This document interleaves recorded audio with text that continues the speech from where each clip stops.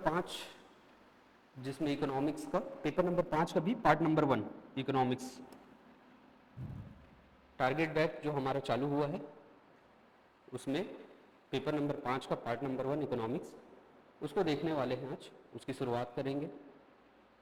आप सभी जल्दी से लाइव हो जाइए। आज इंट्रो वाली क्लास है, तो आज थोड़ा सा देख लेते हैं कि एग्ज़ाम का पैटर्न क्या है, कैसे क्वेश्चन बन रहे हैं, कहाँ कहाँ से कितने क्वेश्चन आते हैं, और कौन कौन से सेक्शन जो है आपके सिलेबस में है, और कौन से सेक्शन ऐसे हैं जो प्रीलिम्स से अलग है। चलिए उनको कुछ देखते हैं। अगर मैं स्टार्ट करूं सिर्फ सिलेबस से कि पेपर नंबर 5 का पार्ट नंबर 1 के सिलेबस से,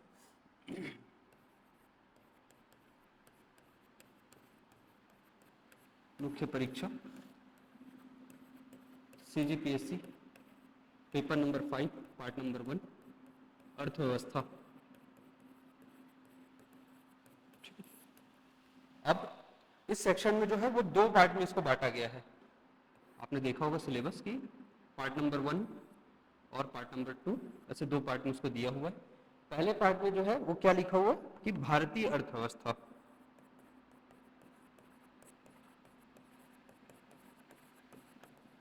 और दूसरे पार्ट में क्या लिखा हुआ है छत्तीसगढ़ के संदर्भ में, छत्तीसगढ़ के संदर्भ में अर्थव्यवस्था की कुछ बातें की गई है। अब यहाँ पर जो छत्तीसगढ़ की अर्थव्यवस्था लिखी हुई है, उसमें कोई अलग से सेक्शन नहीं है कि छत्तीसगढ़ के बारे में हम एक नया छत्तीसगढ़ की अर्थव्यवस्था बना दें। कुछ इकोनॉमिक सेक्शन जो हम इनके संदर्भ में, राज्य के संदर्भ में पढ़ सकते हैं, उनको वहां पर रखा गया है। अगर इन जनरल इकोनॉमिक्स के कौन कौन से टर्म्स है या फिर उसमें कौन कौन से सिलेबस वहां पर कवर है, अगर हम उनकी बात करें तो मैं लेकर चल रहा हूं कि पहला टॉपिक जो है वो सिर्फ इंट्रो है, परिचय। किसी भी सब्जेक्ट का जो भी इंट्रो रहता है, डेफिनेशन वगैरह रहता है उससे, या फिर वो अर्थव्यवस्था सब्जेक्ट क्या है, उसमें किन किन चीज़ों की बात की जाएगी, ऐसे कुछ सब्जेक्ट की बात होगी, परिचय की बात होगी। दूसरे नंबर पर हम लेकर चल रहे हैं राष्ट्रीय आय, और इस राष्ट्रीय आय में बहुत सारे टॉपिक्स जो है आपके प्री में भी है और आपके मेंस में भी है, ठीक है। जैसे कि जीडीपी के बारे में है, जीएनपी के बारे में है, एनडीपी के बारे में है, एनएनपी के बारे में है, ठीक है। नेशनल इनकम, राष्ट्रीय आय क्या होता है, पर कैपिटा इनकम क्या होता है, ग्रीन जीडीपी क्या होता है, ग्रीन जीडीपी क्या होता है, ऐसे बहुत सारे टर्म्स जो है इस वाले सेक्शन में आपको देखने को मिलेंगे, नेशनल इनकम वाले चैप्टर में। इसके बाद मैं लेके चलूं तो 2 सामाजिक समस्याओं के बारे में बात की गई है, जैसे कि गरीबी और बेरोजगारी की समस्या, गरीबी और बेरोजगारी की समस्या। ये कुछ इकोनॉमिक सेक्शन में है, हालांकि वो आपको सामाजिक समस्या, आर्थिक समस्या के साथ साथ सामाजिक समस्या भी दिखाई देगी। गरीबी और बेरोजगारी की समस्या, इसको हम तीसरे टॉपिक के रूप में ले रहे। इसके अलावा अगर चौथे टॉपिक पे अगर हम आ जाए तो एक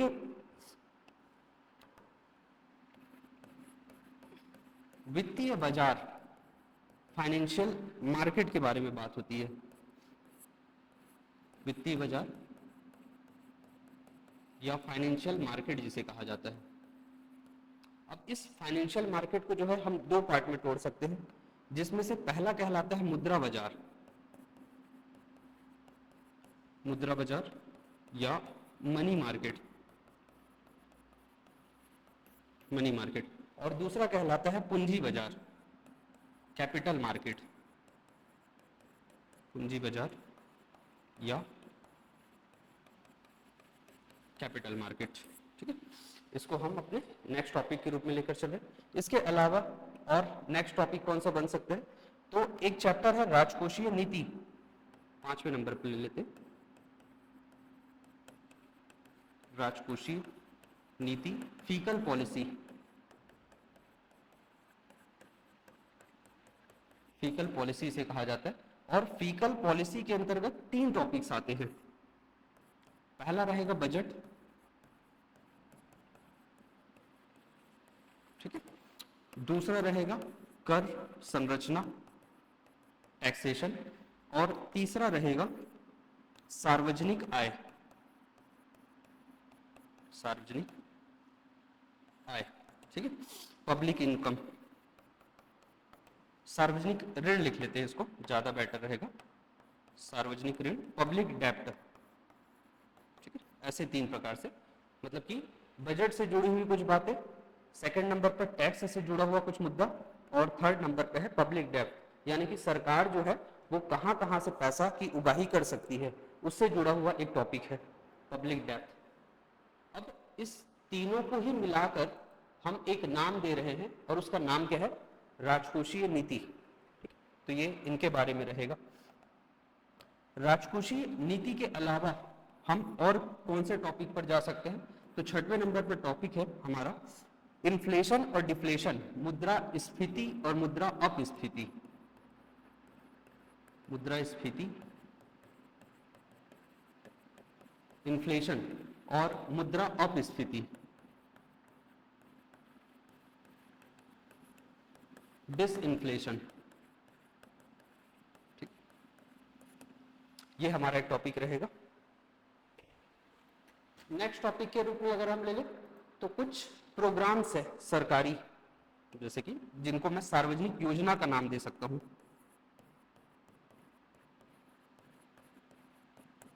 सार्वजनिक योजना।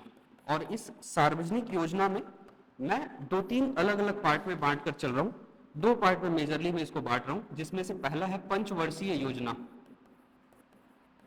5 ईयर प्लान, और सेकंड नंबर पर है और कोई मंत्रालयीय योजना, बीच बीच में मंत्रालय के द्वारा शुरू से लेकर अभी तक, मतलब कि भारत की आजादी के बाद से लेकर अभी तक अलग अलग डिपार्टमेंट के द्वारा जितनी भी अलग अलग प्रकार की योजनाएं बनी होगी, उन सभी योजनाओं को हम लेकर चल रहे हैं। तो ऐसे कुछ सेक्शन में जो है हम इनको डिवाइड कर सकते हैं अलग अलग पार्ट को। अब देखिए, इसमें से कुछ टॉपिक्स जो है वो आपके सिर्फ प्री के हैं, कुछ टॉपिक्स जो है आपके सिर्फ मेंस के हैं।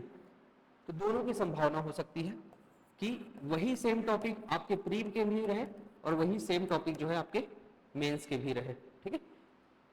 अभी मैं इसको पूरा टॉपिक नहीं लिखा हूं, एक ओवरऑल हेडिंग दे दिया हूं बस मात्र, ठीक है। इसके अंदर और चीजें जाएंगे तो उसके और डिटेल में पता चलेगी। अब वापस आते हैं कि जो इंट्रो वाला चैप्टर है वो आपके प्री के टॉपिक्स है, ठीक है। ये ओनली फॉर प्री है, परिचय इंट्रो वाला प्री के टॉपिक्स, ठीक है। अब इस परिचय में आखिर है क्या चीज, तो अर्थव्यवस्था क्या होती है, अर्थशास्त्र क्या होता है, ठीक है, कितने प्रकार के अर्थव्यवस्था होते हैं, अर्थव्यवस्था के कितने क्षेत्र हैं, माइक्रो इकोनॉमिक्स क्या होता है, मैक्रो इकोनॉमिक्स क्या होता है, अर्थात व्यष्टि अर्थशास्त्र क्या होता है और समष्टि अर्थशास्त्र क्या होता है, उन सभी की डेफिनेशन है। पहली अर्थव्यवस्था, दूसरी अर्थव्यवस्था, तीसरी अर्थव्यवस्था के देश किसको कहते हैं, ऐसे कुछ कुछ टॉपिक्स आते हैं उसमें, ठीक है। कोई भी देश जो है वो अभी तक अविकसित है, विकासशील है कि विकसित हो चुका है, ऐसे कुछ मुद्दे हैं। पूंजीवादी अर्थव्यवस्था क्या होता है, समाजवादी अर्थव्यवस्था क्या होता है, मिश्रित अर्थव्यवस्था क्या होता है, यह सभी फैक्ट है।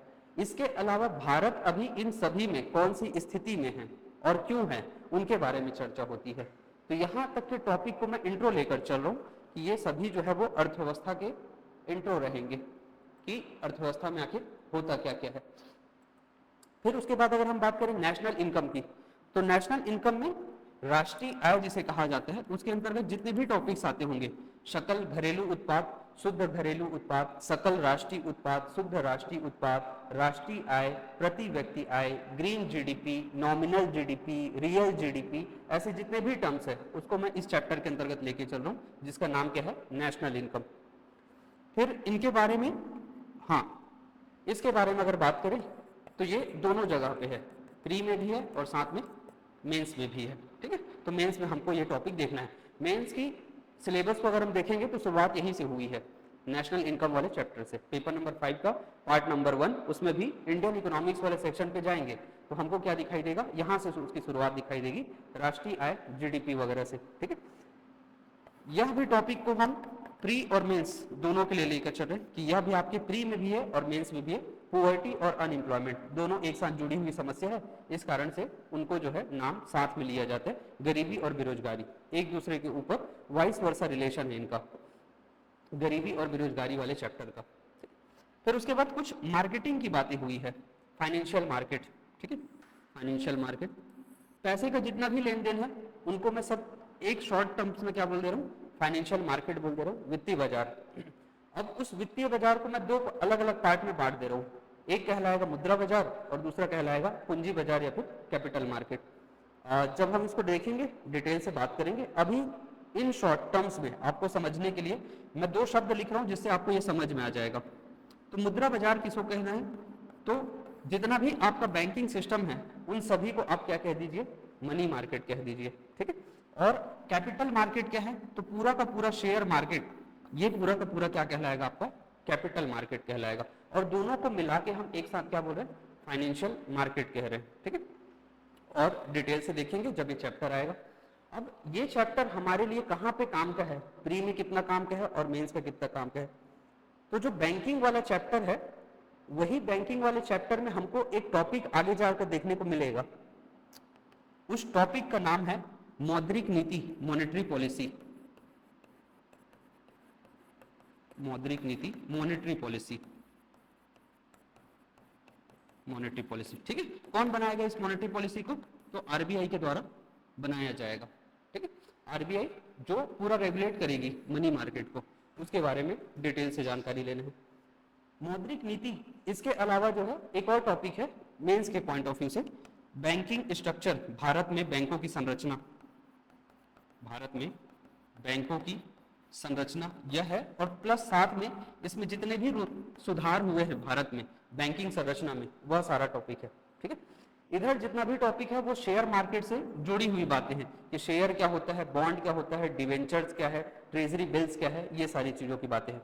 अब प्री और मेंस के हिसाब से अगर इनको देखें तो यह जो टॉपिक्स है मनी मार्केट, फाइनेंशियल मार्केट का भी एक पार्ट जिसको हम क्या कह रहे हैं, मनी मार्केट, यह टॉपिक जो है हमारा प्री प्लस मेंस दोनों में है, दोनों जगह पे आपको पढ़ना पड़ेगा। बस अंतर वही है कि प्री में हम सीधा ऑब्जेक्टिव फॉर्म में पढ़ते हैं और मेंस में उसको डिस्क्रिप्टिव फॉर्म में पढ़ते हैं ताकि उसको लिखा जा सके। दूसरी तरफ शेयर मार्केट वाला जो पार्ट है वो आप सिर्फ प्री के लिए समझ सकते हो, मेंस में इनका बिल्कुल भी एड ऑन नहीं है, इसके बारे में मेंस में कोई चर्चा नहीं है, इसके बारे में कैपिटल मार्केट के बारे में, ठीक। फिर उसके बाद अगले टॉपिक पे अगर बढ़े तो राजकोषीय नीति, फिकल पॉलिसी, जो किसके द्वारा बनाया जाएगा, वित्त मंत्रालय के द्वारा बनाया जाएगा। अब वित्त मंत्रालय के द्वारा बनने वाली राजकोषीय नीति में उसके अंतर्गत सरकार के बजट भी हैं, कर भी हैं और सार्वजनिक ऋण भी हैं, ठीक है। और ये पूरा का पूरा टॉपिक जो है वो फिर से हमारे लिए प्री प्लस मेंस दोनों में रहेगा, ठीक है, प्री प्लस मेंस दोनों में रहने वाला है। अगले टॉपिक पे अगर बढ़े, इन्फ्लेशन और डिफ्लेशन, यह भी एक ऐसा टॉपिक जो प्री प्लस मेंस दोनों का टॉपिक रहेगा। वापस से योजना वाली जितने भी पार्ट्स हैं इनको भी मैं मान के चल रहा हूं कि ये प्री प्लस मेंस है, ठीक है, भले ही वो डायरेक्टली सिलेबस में मेंशन हो चाहे ना हो, ठीक है। कभी ना कभी किसी साल में, हर साल में, किसी साल में क्यों, हर साल में आपको योजना से कुछ ना कुछ क्वेश्चन जो है आते हुए दिख जाएंगे, तो उसको भी मैं जो है प्री और मेंस दोनों के टॉपिक से लेकर चल रहा हूँ। तो अगर हम यहाँ तक बात करें कि प्री और मेंस में अंतर क्या है, तो स्टार्टिंग के एक दो चैप्टर को छोड़ दे, इंट्रोडक्शन वाला पार्ट कि अर्थशास्त्र क्या होता है, अर्थशास्त्र के कितने क्षेत्र होते हैं, अर्थव्यवस्था के कितने प्रकार हैं, ठीक है, इस प्रकार की कुछ टॉपिक्स को छोड़ दे तो ऑलमोस्ट एक टॉपिक आप यहाँ पे छोड़ दीजिए कैपिटल मार्केट वाला, तो इन सभी टॉपिक्स को छोड़कर बाकी जितने भी टॉपिक्स हैं वो आपके प्री में भी है और आपके मेंस में भी है, ठीक है, क्लियर है।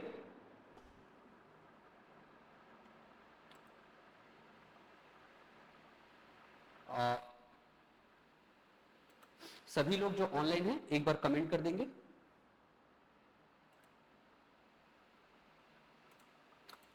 क्लियर कर पा रहे हैं आप यहां तक, अंतर को समझ लेते हैं। अब इसमें अंतर क्या है प्री और मेंस में, तो एक जगह पर कहीं आपने पढ़ा कि जीडीपी क्या चीज है, ठीक है। अब उसी जीडीपी को आपने समझ लिया कि जीडीपी क्या है, तो किसी भी देश की एक भौगोलिक सीमा होगी, उस भौगोलिक सीमा में जितना भी वस्तु और सेवा का उत्पादन होगा उसी अंतिम वस्तु और सेवा के उत्पादन को हम क्या कहेंगे, जीडीपी कहेंगे, ठीक है। अब यही टॉपिक जो है, इसी टॉपिक से अगर आपके प्री के क्वेश्चन बने, 4 ऑप्शन अगर आपको देके क्वेश्चन बना दिया जाए और अगर आप भूल भी गए हैं बाय डिफॉल्ट जीडीपी क्या होता है उसके डेफिनेशन को, तब भी उन 4 ऑप्शन को देखकर जो है आप आराम से एक ऑप्शन टिक लगा सकते हैं।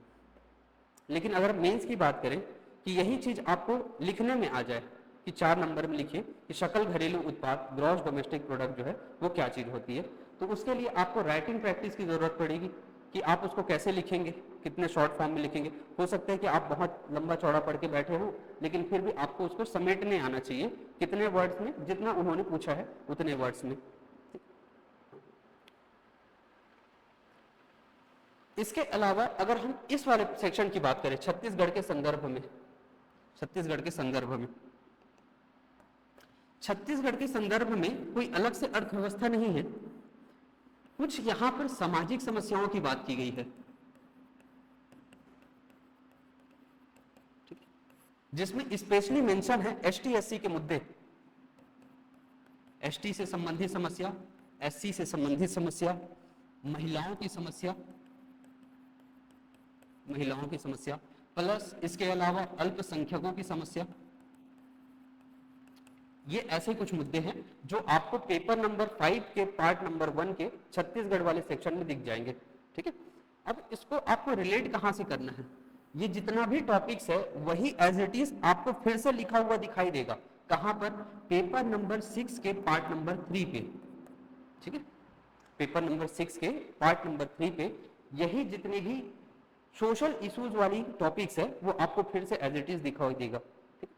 तो इस टॉपिक्स को हम सोशल इशू के अंतर्गत अगर छोड़ दें तो उसके अलावा हमको छत्तीसगढ़ वाले अर्थव्यवस्था के संदर्भ में क्या पढ़ना है। ठीक है, तो वहां पर एक बैंकिंग स्ट्रक्चर की बात की गई है, ग्रामीण क्षेत्र में बैंक, ग्रामीण क्षेत्रों में बैंकिंग संरचना, इसकी बात की गई है। ठीक है, इसके अलावा जो अभी पिछले कुछ सालों से जहां पर छत्तीसगढ़ वाले सेक्शन से जो क्वेश्चन आ रहे हैं, वहां क्वेश्चन कहां से आ रहे हैं, तो छत्तीसगढ़ के बजट प्लस आर्थिक सर्वेक्षण, आर्थिक सर्वेक्षण, यहां से टॉपिक्स आ रहे हैं। ठीक है, तो दो टॉपिक्स मुख्य रूप से इंपॉर्टेंट है पेपर नंबर 5 के पार्ट नंबर 1 के छत्तीसगढ़ वाले सेक्शन से। उसमें से आपको पहला सेक्शन मान के चलना है, थोड़ा बहुत बैंकिंग स्ट्रक्चर के बारे में पढ़ेंगे, लेकिन ज्यादातर क्वेश्चन हमको दिखाई दे रहे हैं बजट वाले सेक्शन से और आर्थिक सर्वेक्षण वाले चैप्टर से। हर साल जो है वो किसी ना किसी फॉर्मेट में चेंज करके जो है आपको, या फिर तो छत्तीसगढ़ के बजट के बारे में पूछा जा रहा है कि उस साल जो है बजट में क्या क्या घोषणाएं हुई, कौन कौन से इंफ्रास्ट्रक्चर डेवलपमेंट प्रोग्राम नए चलने वाले हैं, किस किस डिपार्टमेंट के लिए कितना पैसा अलॉट हुआ, क्या क्या अचीवमेंट हुआ बजट में। इसके अलावा आर्थिक सर्वेक्षण में कि डेटा क्या रहा, ठीक है, कृषि क्षेत्र का विकास कितना रहा पिछले 5 सालों में, या फिर उसका औसत विकास क्या रहा, उद्योग क्षेत्र की क्या स्थिति रही, बढ़ रही है कि घट रही है, सेवा क्षेत्र का क्या हाल चाल रहा, प्रति व्यक्ति आय की क्या स्थिति रही कि वो घट रही है या बढ़ रही है। ठीक है, ऐसा अब परमानेंट क्वेश्चन है हर साल का, छत्तीसगढ़ का बजट और आर्थिक सर्वेक्षण से क्वेश्चन आएगा ही आएगा। कहाँ पे? पेपर नंबर 5 के पार्ट नंबर 1 में। इसके अलावा यह जो टॉपिक है वो आपका और जाके लिंक होगा कहां पर? ऐसे वाले चैप्टर में। इसको जब भी हम पढ़ेंगे तो आपको ध्यान में रखना है कि ये पूरा का पूरा आपका एक ऐसे बनाने वाला है 50 नंबर का। ठीक है, पेपर नंबर 2 के ऐसे वाले सेक्शन में भी जो छत्तीसगढ़ का ऐसे है, पिछले 2-3 साल का कॉमन पैटर्न है कि छत्तीसगढ़ के बजट और इकोनॉमिक सर्वे को मिलाकर एक ऐसे आएगा ही आएगा। ठीक है, इकोनॉमिक सर्वे तो चलिए आप थोड़ा सा साइड कर दीजिए ऐसे वाले टॉपिक में, लेकिन बजट से क्वेश्चन जो है हर साल आना ही है। ठीक है, जैसे कि बजट की थीम पर ही आ गया, तो जो पहला थीम रखा था इस वाली गवर्नमेंट ने जो अभी चल रही है, उसमें पहला थीम था ज्ञान, दूसरे साल के उनके बजट की थीम थी गति, और इस साल का जो बजट है वो किसके ऊपर है? संकल्प के ऊपर है। तो जब पहली बार जब ज्ञान का कॉन्सेप्ट आया था, अभी जो सरकार चल रही है उसने जब पहली बार बजट प्रस्तुत किया था ज्ञान, ठीक है, उसके ऊपर एक ऐसे बना था। ठीक है, पिछले साल जो गति है उसको विकसित भारत से कनेक्ट करके एक ऐसे बना था, और इस साल उन्होंने फिर से एक नया थीम दिया है जिसका नाम क्या है? संकल्प। बजट का थीम जो है संकल्प है। ठीक है, तो डैम श्योर जो है यहां से भी जो है वापस से इस साल ये पेपर नंबर 5 में तो काम आएगा ही, उसके अलावा ये आपका कहां पे काम आने वाला है? ऐसे वाले सेक्शन में भी पूरा का पूरा काम आने वाला है। यानी कि आप मान के चलो कि एक ऐसे जो है आपका डन है, किसको पढ़ने से? आपके बजट को पढ़ने से और आपके आर्थिक सर्वेक्षण को पढ़ने से। ठीक है, और वही सेम टॉपिक जो है आपके हमारे लिए फिर से कहां पर काम आएंगे? तो पेपर नंबर 5 में जो है वो पार्ट नंबर 1 में हमारे लिए फिर से काम आने वाला, छत्तीसगढ़ का बजट और इकोनॉमिक सर्वे। तो छत्तीसगढ़ के सेक्शन से उन्होंने मेंस वाले टॉपिक्स में भले ही चाहे जितना भी टॉपिक्स है, लेकिन अगर हम एनालिसिस के हिसाब से जाएं कि क्वेश्चन कहां से उठ रहे हैं, तो उसमें आपको हमेशा ध्यान में रखना है कि जो सेक्शन से क्वेश्चन ज्यादा आ रहे हैं उस सेक्शन पर हमको ज्यादा फोकस करना है, ना कि उस सेक्शन को पूरा कवर करने की कोशिश करना है कि सिलेबस में एक एक पॉइंट क्या दिया हुआ है। ठीक है, अब ये ऐसी बातें क्यों हो रही है कि हमको सेलेक्टिव पढ़ाई करनी है? इसलिए करनी है क्योंकि इस साल मेंस के लिए बहुत ही कम समय है, ऑलमोस्ट आप 1 महीना कम मान के चलिए। ठीक है, जनरली क्या होता था कि जून में पेपर हुआ करते थे। ठीक है, इस बार वो मई में ही है, और मई में भी लास्ट में नहीं है, मई में भी स्टार्टिंग में ही है। ठीक है, ये बात आपके दिमाग में होनी चाहिए कि मई में भी कब है, स्टार्टिंग में ही वो पेपर है, मिड मई में आपके मेंस के पेपर है। उसके हिसाब से आपको हर सेक्शन में उन चीजों को छटौती करनी पड़ेगी जहां से आपको क्वेश्चन बन सकते हैं, और साथ में उन सभी चीजों को एनालिसिस करना पड़ेगा कि इनमें से कौन कौन से ऐसे टॉपिक्स हैं जिनको आप पहले ही पढ़ चुके हो प्री के समय पे।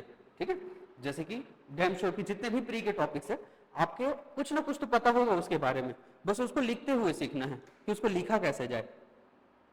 मान लीजिए कि उन्होंने पूछ दिया कि मौद्रिक नीति क्या होती है, तो उसको लिखना है, लिखने की प्रैक्टिस करनी है।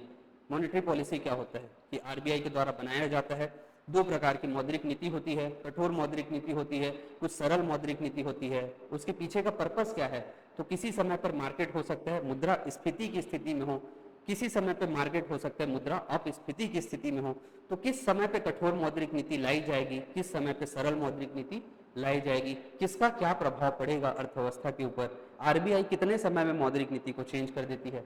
इन सारी चीजों को हमको लिख के प्रैक्टिस करनी है। दूसरा चीज, यही सेम चीज अगर बजट या फिर टैक्सेशन के बारे में हो जाए, जैसे कि अभी इसी साल जो है जीडीपी के 4 स्लैब हुआ करते थे, उसमें से 2 स्लैब जो है समाप्त हो गए। तो क्वेश्चन ऐसा बना सकते हैं कि जीडीपी के टैक्स के जीएसटी के, तो जीएसटी के मान लीजिए कि 2 टैक्स स्लैब जो है कम हो गए, तो उनका क्या प्रभाव पड़ेगा अर्थव्यवस्था के ऊपर, नागरिकों के ऊपर, सरकार के राजस्व आय के ऊपर। ठीक है, सरकार का राजस्व आय कहीं कम तो नहीं हो जाएगा, ऐसे सवाल कुछ बन सकते हैं। ठीक है, इनके अलावा इकोनॉमिक सेक्शन के हर वो सवाल जो करंट अफेयर में रहे होंगे उन सभी से क्वेश्चन आने की संभावना बनेंगे। पेपर नंबर 5 का पार्ट नंबर 1, ये फिर से आपको दोनों चीजों को कनेक्ट करते हुए चलना है कि करंट सिनारियो में क्या चल रहा है इकोनॉमिक सेक्शन पे, दूसरा सेंट्रल का बजट और सेंट्रल का इकोनॉमिक सर्वे, प्लस इसके साथ में छत्तीसगढ़ का बजट और छत्तीसगढ़ का इकोनॉमिक सर्वे, दोनों सारी चीजों को हमको कवर करते हुए चलना पड़ेगा। ठीक, अब अगर हम टॉपिक शुरू करें तो ऑब्वियसली हमको शुरू करना चाहिए कहां से, कि नेशनल इनकम क्या होता है, जीडीपी क्या होती है, एनडीपी क्या होता है, एनएनपी क्या होता है, ये वाले सेक्शन से, क्योंकि मेंस को आप देखने जाओगे तो यहीं से वो लिखा हुआ शुरू हुआ है, राइटिंग प्रैक्टिस तो यहीं से होगी। लेकिन फिर भी आज हमारा इंट्रो वाली क्लास है, तो मैं कहीं ना कहीं चीजों को कनेक्ट करने के लिए आपको यहाँ से शुरू करवा रहा हूँ परिचय से, कि अर्थव्यवस्था, अर्थशास्त्र क्या होते हैं, अर्थव्यवस्था की क्षेत्र क्या है, अर्थव्यवस्था की प्रकृति क्या है, ऐसी कुछ कुछ चीजों से हम देखते हैं। ठीक है, बाकी फिर हम नेक्स्ट जो भी क्लास रहेगा वहां से रिटर्न प्रैक्टिस शुरू करेंगे नेशनल इनकम के बारे में, जीडीपी क्या होता है।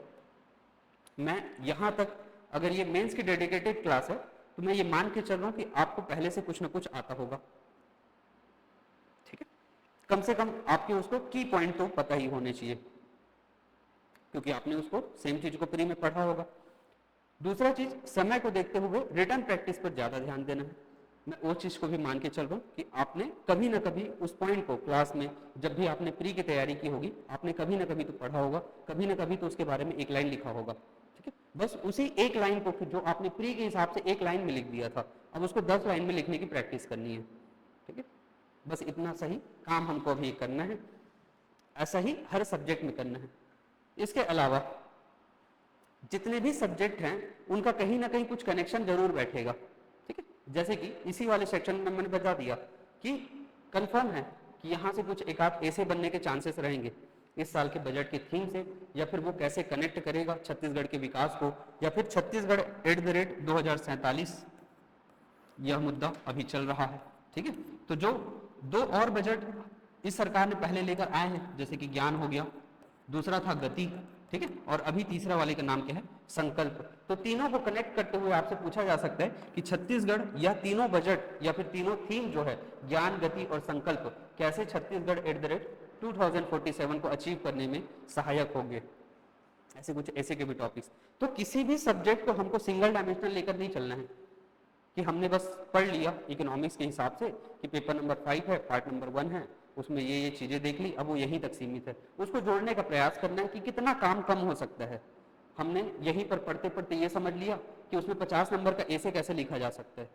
वही सेम बजट ही तो है, बजट को चेंज थोड़ी हो रहा है, एक ही बजट है, उसी को पेपर नंबर 5 के पार्ट नंबर 1 के लिए भी पढ़ना है, उसी को आपको ऐसे के लिए भी पढ़ना है।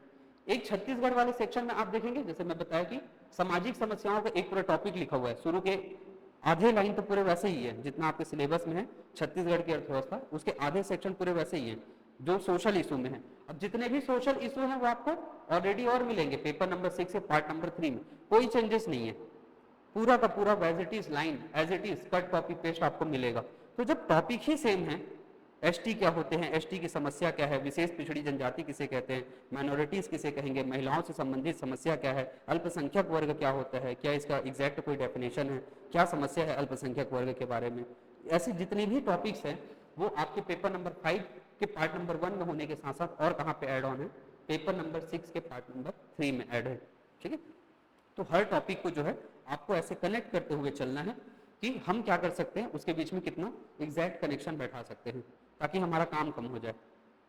ठीक है, एक ही टॉपिक को पढ़ के हम उसको यूटिलाइज कितना कर सकते हैं बहुत सारे डिफरेंट पेपर में, तब जाके कुछ हो पाएगा, क्योंकि समय वाकई में बहुत कम है इस बार। ठीक, चलो तो रिटर्न प्रैक्टिस करने से पहले थोड़ा सा जो है इंट्रो वाले पार्ट पर चलते हैं। ठीक है, कि चैप्टर की शुरुआत कहाँ से होती है, यहां से भी हो सकता है मेंस में कुछ क्वेश्चन देखने को मिल जाए, तो यहां से स्टार्ट कर रहे हैं इंट्रो वाले पार्ट से कि अर्थव्यवस्था या फिर अर्थशास्त्र क्या चीज होता है।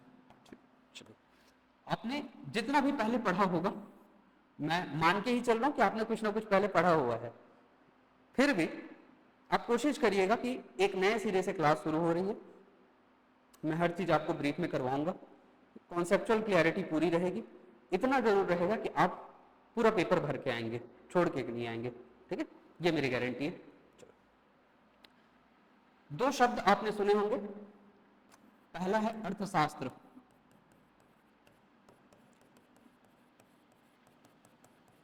इकोनॉमिक्स, और दूसरा शब्द है अर्थव्यवस्था, अर्थव्यवस्था इकोनॉमी। दोनों शब्द आपने सुने होंगे, दोनों ही शब्द जो है वो सुनने में समान लगते हैं। अर्थशास्त्र क्या है, ठीक, अर्थव्यवस्था क्या है। ठीक, अब आर्थिक गतिविधियों का अध्ययन,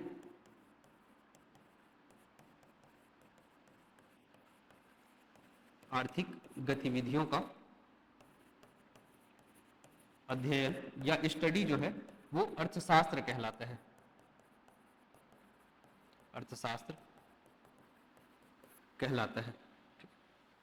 अब इस आर्थिक गतिविधियों के अध्ययन में क्या क्या चीजें आएगी या फिर आर्थिक गतिविधियां क्या क्या है, ठीक है, किसको बोलेंगे इकोनॉमिक एक्टिविटी। तो इकोनॉमिक एक्टिविटी आखिर है क्या चीज, ठीक है, तो इकोनॉमिक एक्टिविटी को हम देख रहे हैं वस्तु और सेवा के उत्पादन से, वस्तु और सेवा, ये दो चीजें जो है हमारे इकोनॉमिक्स में बहुत सारे चैप्टर जब तक खत्म नहीं हो जाती तब तक ये चलते रहेंगे, गुड्स और सर्विस। ठीक है, गुड्स और सर्विस। अब ये जो गुड्स और सर्विस है इनके बारे में हमको क्या क्या देखना है, तो इस वस्तु और सेवा का उत्पादन पहला चीज, दूसरा चीज है उसका वितरण, और तीसरा चीज है उसका उपभोग। ठीक है, उपभोग, तो प्रोडक्शन, ठीक है, दूसरा है डिस्ट्रीब्यूशन, डिस्ट्रीब्यूशन, और तीसरा है कंजम्पशन, कंजम्पशन। इन तीन चीजों के बारे में बात करनी है, वो भी किसके बारे में, वस्तु और सेवा, गुड्स और सर्विस के बारे में, कि जो वस्तु और सेवा है उसका उत्पादन कैसे किया जाए, उसका वितरण कैसे किया जाए, और उसका उपभोग या फिर कंजम्पशन कैसे किया जाए। ठीक है, और इन्हीं सारी चीजों को जब हम बात करेंगे तब वही हमारे लिए क्या कहलाएगा, अर्थशास्त्र या फिर इकोनॉमिक्स कहलाएगा। ठीक है, अब ये सारी चीजें इंपॉर्टेंट कैसे है, तो इसको रिलेट करने का प्रयास करते हैं कि उत्पादन क्या है, वितरण क्या है और उपभोग क्या है। ठीक है, अब इन शॉर्ट में मैं आपको दो टर्म्स कहता हूं कि एक रहेगा हमारे लिए प्राथमिक क्षेत्र और दूसरा रहेगा हमारे लिए द्वितीयक क्षेत्र। ठीक है, प्राथमिक क्षेत्र में हम ज्यादातर कैसी चीजों को रख रहे हैं, कृषि वाली चीजों को रख रहे हैं। दूसरी वाली चीजों में हम ज्यादातर किसको रख रहे हैं, उद्योग को रख रहे हैं। ठीक है, तो अब ये दोनों ही सेक्टर, चाहे वो कृषि के हो चाहे उद्योग के हो, चाहे मैं उसको प्राथमिक बोलूं चाहे द्वितीयक बोलूं, उसमें अगर मुझे किसी भी चीज का, वस्तु का उत्पादन करना है, मान लेते हैं, ठीक है, मान लेते हैं कि मैं कृषि क्षेत्र में किसी एक वस्तु को ले रहा हूं, वो कौन सा है, चाय, और दूसरा मैं ले लेता हूं उद्योग क्षेत्र में स्टील। ठीक है, दो टॉपिक्स, जो सब्जेक्ट जो है या फिर दो गुड्स जो है मैंने उठा लिए, एक तरफ मैंने उठा लिया चाय, दूसरी तरफ उठा लिया क्या, स्टील। ठीक है, अब ये बताइए कि चाय का उत्पादन, मैं भारत के टर्म्स में बात ना करके पूरे विश्व के टर्म्स में बात कर दे रहा हूं, या फिर भारत के टर्म्स पे आ जाते हैं वापस से, कि चाय का उत्पादन जो है क्या भारत में सभी राज्यों में हो पाएगा, भारत के सभी राज्यों में चाय का उत्पादन हो पाएगा क्या, तो आप कहेंगे कि नहीं।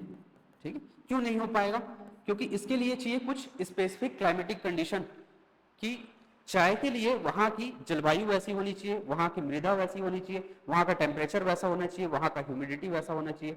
यानी कि चाय का उत्पादन जो है भारत के हर क्षेत्र में हो जाए ऐसा कुछ जरूरी नहीं है।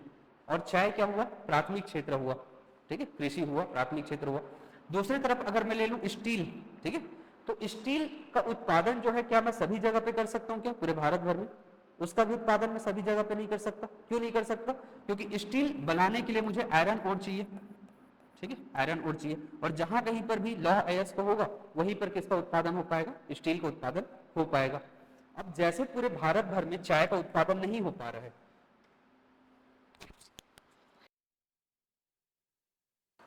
वैसे ही पूरे विश्व भर में उसी सामान का, उसी गुड्स का उत्पादन हो जाए ऐसा कुछ जरूरी नहीं हो गया।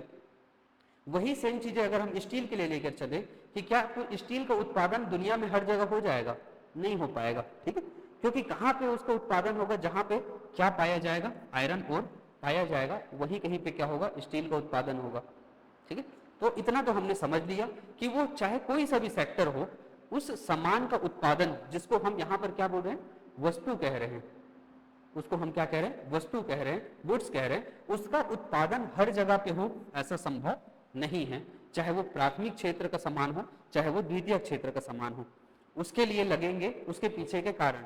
अगर प्राथमिक क्षेत्र का है तो वैसी क्लाइमेटिक कंडीशन वैसी होनी चाहिए, मृदा जलवायु वैसी होनी चाहिए, और अगर द्वितीय क्षेत्र की वस्तु है तो उसके लिए रॉ मटेरियल वहां पर अवेलेबिलिटी होनी चाहिए, तब जाके उसका उत्पादन हो पाएगा।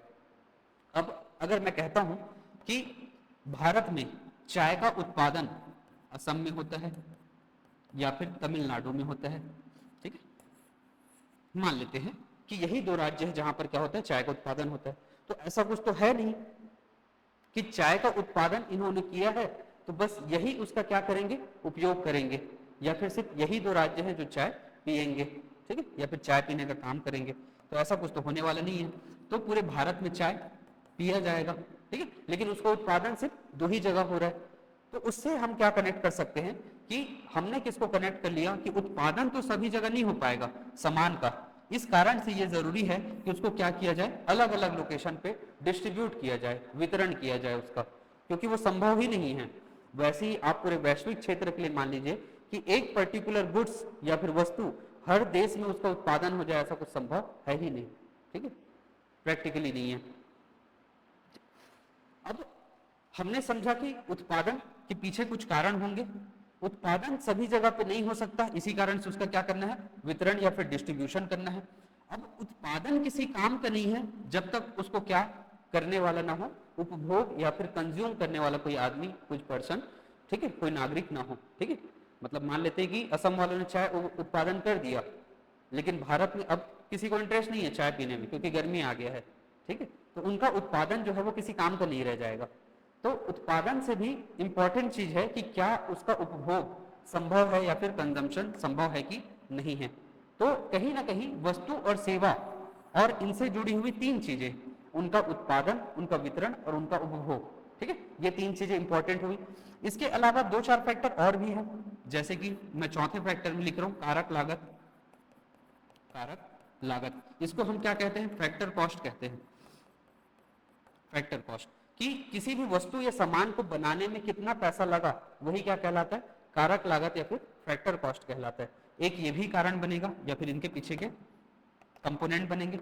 इसके अलावा बनेंगे मार्केट कॉस्ट या फिर बाजार, या फिर ले लेता हूं मैं मांग एवं आपूर्ति, डिमांड एवं सप्लाई। डिमांड एवं सप्लाई, यह भी एक फैक्टर रहेगा जो चीजों को ऊपर नीचे करने का काम करेगा। और तीसरा चीज रहेगा बाजार, मार्केट। मार्केट, ठीक है, कि उस तैयार उत्पाद को, वस्तु या सेवा को कहां पर बेचा जा रहा है, लोकल मार्केट में बेचा जा रहा है, नेशनल मार्केट में बेचा जा रहा है कि इंटरनेशनल मार्केट में बेचा जा रहा है, क्योंकि सामान बनाने के बाद उसको बेचना भी जरूरी है। ठीक है, हर सामान को जो है हम अपने कंज्यूम करने के लिए तो नहीं उगाते हैं। जैसे कि मान लीजिए कि हमारे यहाँ धान ज्यादा होता है, तो धान तो हम अपने खाने के लिए उगा ले रहे हैं, चावल खाने के लिए, ठीक है, लेकिन किसी ने चाय उगा दी, ठीक है, तो ऐसा तो है नहीं कि 1 एकड़ में चाय लगी है तो उससे जितना भी चाय हुआ हम चाय पी के जिंदा हो रहे, ठीक है, ऐसा कुछ नहीं होने वाला।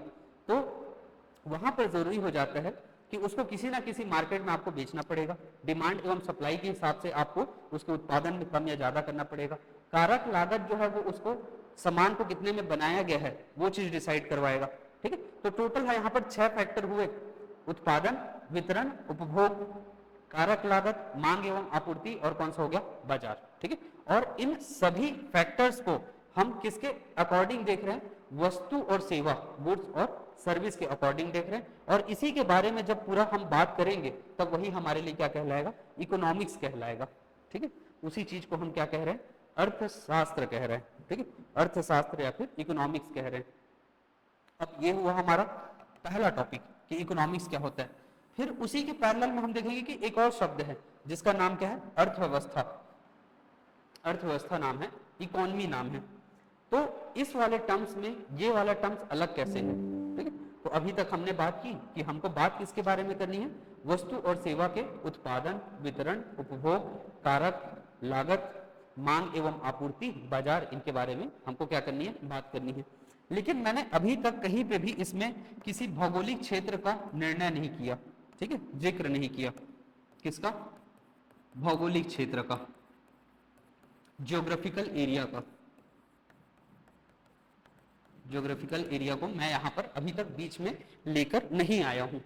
ठीक है, अब मैं मान लेता हूं कि यही सारी चीजें पर मुझे डिस्कशन करना है, लेकिन मुझे कोई सा एक फिक्स्ड ज्योग्राफिकल एरिया पर बात करनी है कि ये हो गया भारत। अब इसी के संदर्भ में बात करूंगा कि मुझे कौन सी वस्तु और कौन सी सेवा का प्रोडक्शन करना है, डिस्ट्रीब्यूशन करना है, कंजम्पशन करना है, फैक्टर, मांग एवं आपूर्ति, बाजार, इन सारी चीजों पर बात करनी है। तब अब वह जो टॉपिक रहेगा वो अर्थव्यवस्था की जगह में, अर्थशास्त्र की जगह में अब क्या कहलाने वाला है, अर्थव्यवस्था कहलाने वाला है। ठीक है, इकोनॉमी कहलाने वाला है। इसका क्या मतलब निकला, इसका मतलब निकला कि अर्थशास्त्र जो है वो सिर्फ एक स्टडी हो गया, किनके बारे में, इनसे जुड़ी हुई सारी चीजों के बारे में। लेकिन जब आप अर्थव्यवस्था की बात करते हैं तब उस स्टडी को आप अप्लाई कर रहे हैं किसमें, किसी देश में, या फिर तो किसी ज्योग्राफिकल एरिया में कह लो, या फिर क्या कह लो, किसी देश में आप क्या कर रहे हो, उसको अप्लाई कर रहे हो। इस कारण से ऐसा माना जाएगा कि जो अर्थव्यवस्था या इकोनॉमी नाम की जो चीज है वो तब तक अधूरा है जब तक उसके नाम के सामने में क्या ना लगा हो, किसी देश का नाम न लगा हो। ठीक है, जैसे कि इसी कारण से हम क्या लिखेंगे, भारतीय अर्थव्यवस्था, भारतीय अर्थव्यवस्था लिखेंगे। ठीक है, ऐसे ही आप कुछ और टॉपिक्स लिख लीजिए। ठीक है, चीनी अर्थव्यवस्था, रूसी अर्थव्यवस्था, अमेरिकी अर्थव्यवस्था। तो हर जगह पे कहीं ना कहीं जब आप अर्थव्यवस्था शब्द को लेकर आएंगे तब सामने में आपको बताना पड़ेगा कि आप किस देश के बारे में बात कर रहे हैं, किसकी अर्थव्यवस्था के बारे में बात कर रहे हैं। ठीक है, तो अर्थव्यवस्था जो है आप हवे में नहीं कह पाएंगे कि ये अर्थव्यवस्था है। ठीक है, तो ओवरऑल एक स्टडी को हम क्या कह रहे हैं, इकोनॉमिक्स कह रहे हैं। और उसी को जब हम अप्लाई करेंगे किसी क्षेत्र में, किसी ज्योग्राफिकल एरिया में, तब उसको क्या कहा जाएगा, अर्थव्यवस्था कहा जाएगा, इकोनॉमी कहलाएगा। ठीक है, अब इस जो अर्थशास्त्र है उसके जनक कौन माने जाते हैं, जो आधुनिक अर्थशास्त्र अभी जितना कुछ हम देखने वाले हैं उन सभी के जनक माने जाते हैं एडम स्मिथ। जनक कौन माने जाएंगे? Adam Smith. एडम स्मिथ जो है इसके जनक माने जाएंगे। इनकी एक फेमस किताब का नाम याद रखना है जिसका नाम क्या है? The wealth of nation. Adam Smith की द वेल्थ ऑफ नेशन को क्या माना जाता है? आधुनिक अर्थशास्त्र का जनक माना जाता है। अब यह जो अर्थशास्त्र नाम की चीज है, इकोनॉमिक्स, जिसमें हमने मेजरली किस चीज को रखा? स्टडी। किसकी स्टडी? वस्तु और सेवा की स्टडी को हमने रखा। ठीक है। अब इसी स्टडी को या फिर अर्थशास्त्र को हम दो भाग में बांट के देख सकते हैं। ठीक है। तो यह जो अर्थशास्त्र हुआ, ठीक है, उसको आप दो पार्ट में बांटिए। उसमें से एक कहलाएगा माइक्रो इकोनॉमिक्स,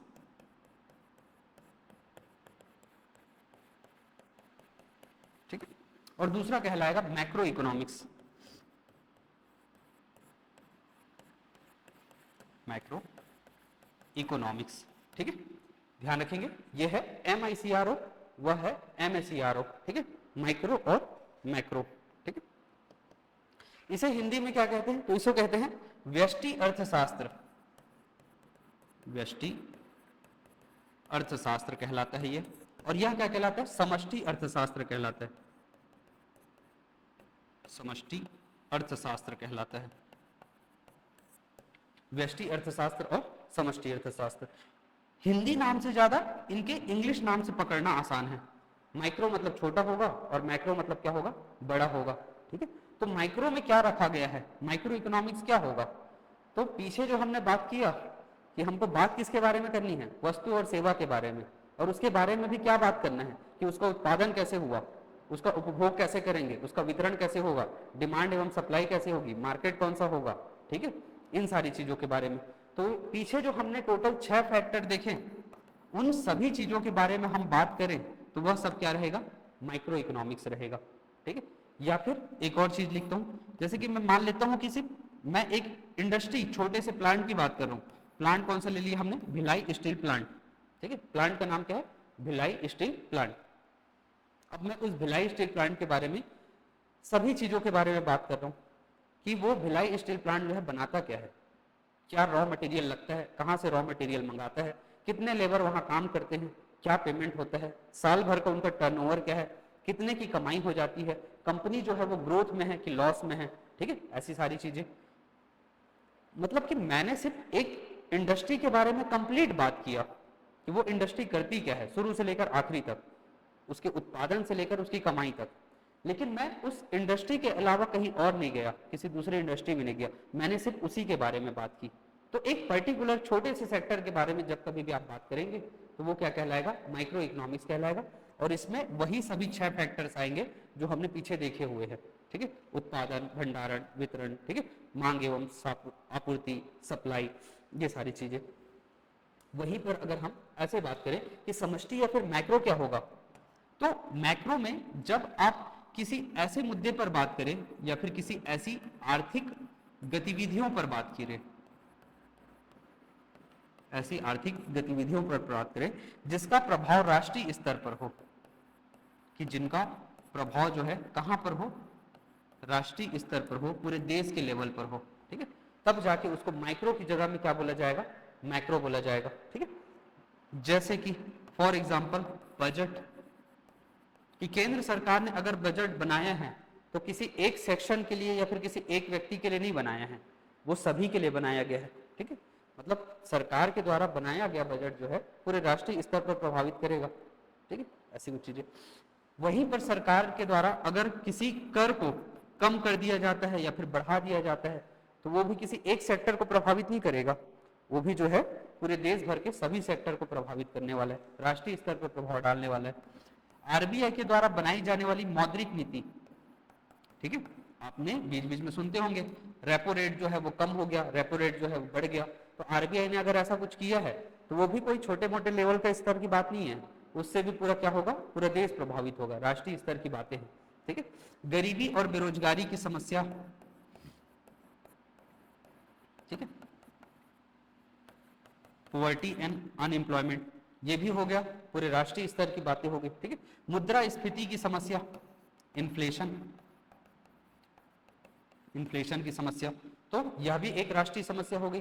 तो ऐसी जितने भी प्रकार की समस्या आपको देखने को मिलेगी जिनका राष्ट्रीय स्तर पर प्रभाव हो तो उनको हम क्या कहेंगे, मैक्रो इकोनॉमिक्स कहेंगे, MACRO कहेंगे या फिर समष्टि अर्थशास्त्र कहेंगे। ठीक है, अब इन सभी को देख के आपको कैसा लग रहा होगा कि हमारे सिलेबस में जितने भी टॉपिक्स हैं वो सभी के सभी क्या है, समष्टि अर्थशास्त्र है, मैक्रो है। ठीक है, मतलब कि हमारे सिलेबस में इनके बारे में ज्यादा कुछ बात नहीं हुई है।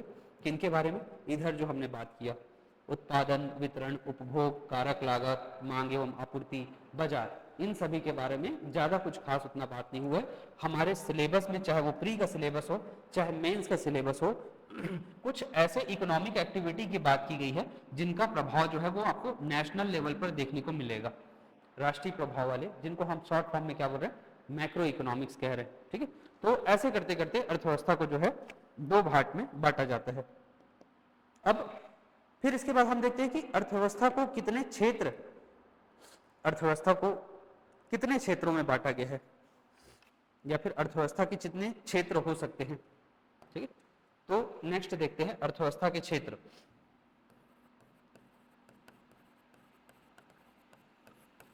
अर्थव्यवस्था के क्षेत्र क्या है। ठीक है, अर्थव्यवस्था को हम बेसिकली तीन भाग में बांट सकते हैं, जिसमें से पहला रहेगा उत्पादन के आधार पर अर्थव्यवस्था के क्षेत्र। ठीक है, ध्यान देना यहां पर मैं लिखा हुआ हूं सेक्टर, सेक्टर ऑफ इकोनॉमी, अर्थव्यवस्था। अब यहां पर ध्यान देना कि अर्थशास्त्र नहीं रह गया, ये अर्थव्यवस्था रह गया, यानी कि हम उसको अब सिर्फ पढ़ने वाले नहीं है, अब उसको अप्लाई भी करने वाले हैं। तो पहला है उत्पादन के आधार पर, उत्पादन के आधार पर पहला है। दूसरा क्या चीज है, तो दूसरा है स्वामित्व के आधार पर, स्वामित्व के आधार पर। और तीसरा टॉपिक है कार्य क्षेत्र के आधार पर, कार्य क्षेत्र के आधार पर, आधार पर, ये तीसरा टॉपिक है। ठीक है, अब इसमें से जो उत्पादन के आधार पर हम उसको कैसे डिवाइड कर सकते हैं, तो उसमें से पहला पार्ट बनेगा प्राथमिक क्षेत्र, प्राइमरी सेक्टर, प्राथमिक क्षेत्र प्राइमरी सेक्टर कहलाएगा। दूसरा वाला क्या कहलाएगा, तो दूसरा वाला कहलाएगा द्वितीयक क्षेत्र, सेकेंडरी सेक्टर। और तीसरा क्या कहलाएगा, तृतीयक क्षेत्र, तृतीयक क्षेत्र। ऐसे तीन भागों में हम क्या कर सकते हैं, उसको बांट सकते हैं। स्वामित्व के आधार पर जब आएंगे तब उसको फिर से तीन भागों में बांट सकते हैं, जैसे कि पहले नंबर पर सार्वजनिक क्षेत्र, दूसरे नंबर पर निजी क्षेत्र, निजी क्षेत्र, और तीसरे नंबर पर हम आ जाएंगे सार्वजनिक निजी भागीदारी, पब्लिक प्राइवेट पार्टनरशिप, सार्वजनिक निजी क्षेत्र। ठीक है, ट्रिपल पी के नाम से जिनको जाना जाता है, पब्लिक प्राइवेट पार्टनरशिप। कार्य क्षेत्र पर जब बात करेंगे तो फिर से वापस से उसको दो भाग में बांट सकते हैं। पहला कहलाएगा संगठित क्षेत्र, संगठित क्षेत्र, और दूसरा कहलाएगा असंगठित क्षेत्र, असंगठित क्षेत्र, अनऑर्गेनाइज्ड सेक्टर। ठीक है, तो यह सभी हम किसकी बात कर रहे हैं, सेक्टर्स की, वो भी कहाँ के सेक्टर, इकोनॉमी के सेक्टर। ठीक है, इकोनॉमी की, ना कि इकोनॉमिक्स की। ठीक है, ये क्या था, तो ये इकोनॉमिक्स के पार्ट थे कि इकोनॉमिक्स को दो भाग में बांटकर पढ़ा जा सकता है। ठीक है, अभी जो हम बात कर रहे हैं तो वो इसकी बात कर रहे हैं कि इस इकोनॉमी को हम कितने सेक्टर में डिवाइड कर सकते हैं, तो जवाब है तीन सेक्टर में हम डिवाइड कर सकते हैं। उत्पादन के आधार पर, प्रोडक्शन के आधार पर, ठीक है, स्वामित्व के आधार पर, कैपिटल किसका लगा हुआ है उस आधार पर, और वर्क प्रोग्रेस के आधार पर, कार्य क्षेत्र के आधार पर। ठीक है, तो यहीं से मिलकर बनेगा कि उत्पादन के आधार पर क्या बनेंगे, प्राइमरी सेक्टर, सेकेंडरी सेक्टर और टर्सरी सेक्टर बनेंगे। वहीं पर स्वामित्व के आधार पर क्या बनेगा, तो public sector, private sector, public private partnership बनेगा। और यहाँ पर क्या बनेगा, तो यहाँ पर बनने वाला है ऑर्गेनाइज्ड सेक्टर और अनऑर्गेनाइज्ड सेक्टर। ठीक है, तो यह सभी क्या कहलाते हैं, अर्थव्यवस्था के क्षेत्र कहलाते हैं। ठीक है, सेक्टर ऑफ इकोनॉमिक्स कहलाते हैं। एक और ग्राफ देखते हैं जिसको अर्थव्यवस्था के प्रकार कहे जाते हैं। ठीक है, दूसरा है अर्थव्यवस्था के प्रकार, अर्थव्यवस्था के प्रकार। ठीक है, तो अब ये सेक्टर की जगह में मैं क्या लिख रहा हूं, टाइप लिख रहा हूं, टाइप ऑफ इकोनॉमी। ठीक है, कि इकोनॉमी जो है वो कितने टाइप की हो सकती है। ठीक है, तो अब इनको भी जो है मैं 3 अलग अलग भाग में बांट सकता हूं। तो उसमें से पहला जो रहेगा वह रहेगा विचारधारा के आधार पर। पहला टॉपिक को मैं क्या लिख सकता हूं, विचारधारा के आधार पर, आइडियोलॉजी के हिसाब से,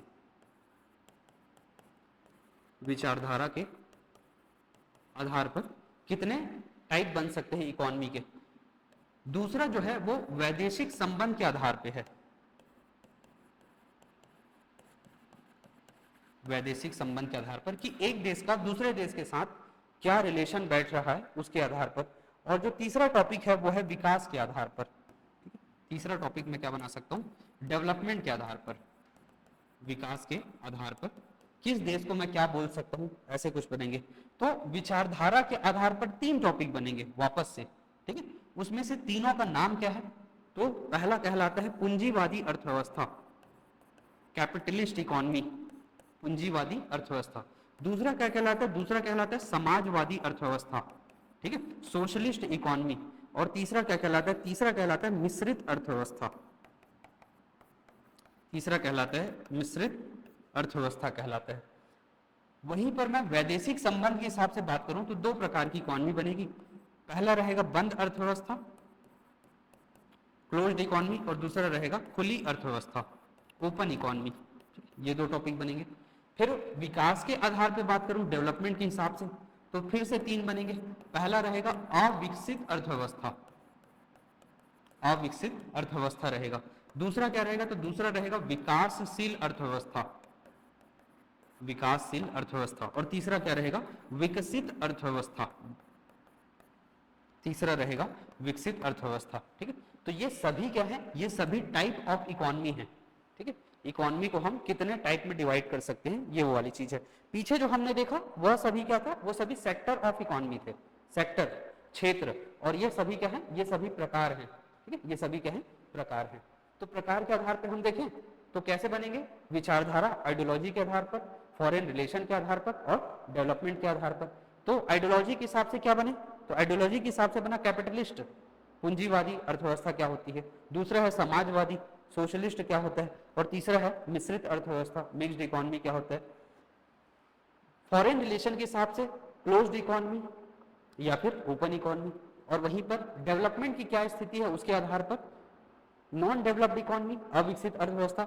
दूसरा है विकासशील, डेवलपिंग इकोनॉमी। और तीसरा क्या कहलाएगा, विकसित अर्थव्यवस्था कहलाएगा, डेवलप्ड इकोनॉमी कहलाएगा, ठीक है। अब आप यह कहेंगे कि यह पूरा टॉपिक जो है वो प्री का है, ठीक है। पीवाईक्यू उठा के देखिएगा, इसमें से भी मेंस के क्वेश्चन बने हैं, ठीक है, यही सेम टॉपिक से, ठीक है, कि पूंजीवादी क्या होता है, समाजवादी क्या है, भारत क्या है, मिश्रित अर्थव्यवस्था। या फिर हम इनके बारे में बात कर लें कि इनमें से भारत क्या है। तो अभी आपको पता होगा कि भारत क्या है, विकासशील अर्थव्यवस्था है, डेवलपिंग इकोनॉमी है। अगर मान ले कि इन्हीं के बारे में लिखने को आ जाए कि किसे कहते हैं विकासशील अर्थव्यवस्था, बताइए, या फिर भारत को विकासशील अर्थव्यवस्था की ही कैटेगरी में क्यों रखा गया है, अभी तक हम विकसित अर्थव्यवस्था की कैटेगरी में क्यों नहीं आ पाए। तो उसको जानने के लिए पहले आपको ये जानना पड़ेगा कि किसको कहते हैं विकासशील अर्थव्यवस्था, डेवलपिंग इकोनॉमी, ठीक है। तब जाके वो क्वेश्चन जो है वो मेंस के अकॉर्डिंग डील हो पाएगा।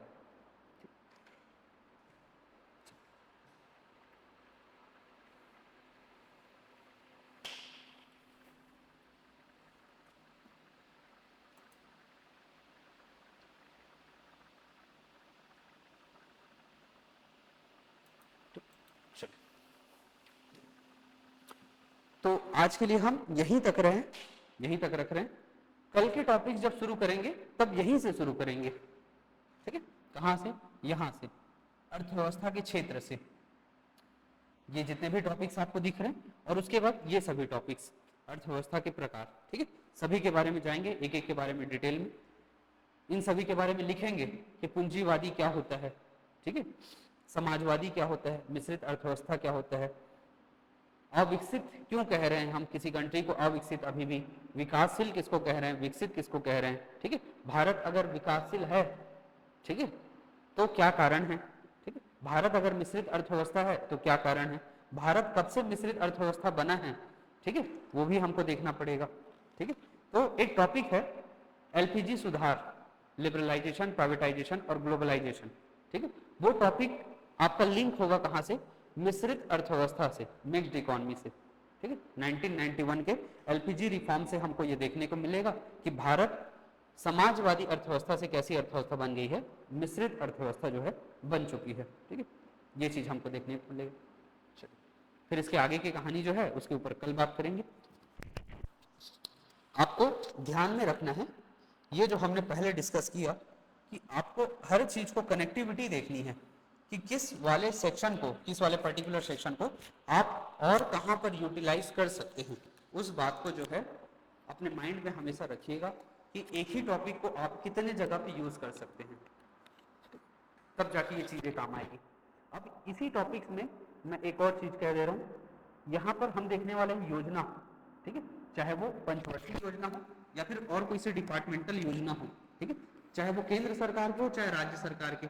अब यही टॉपिक जो आपके पेपर नंबर 5 के पार्ट नंबर 1 है, यही सेम टॉपिक आपके पेपर नंबर 7 के पार्ट नंबर 1 जिसमें योजना लिखा हुआ है वहां पे भी काम आएगा, ठीक है। तो इस प्रकार से जो है हर टॉपिक्स को आपको देखते हुए चलना है, ठीक।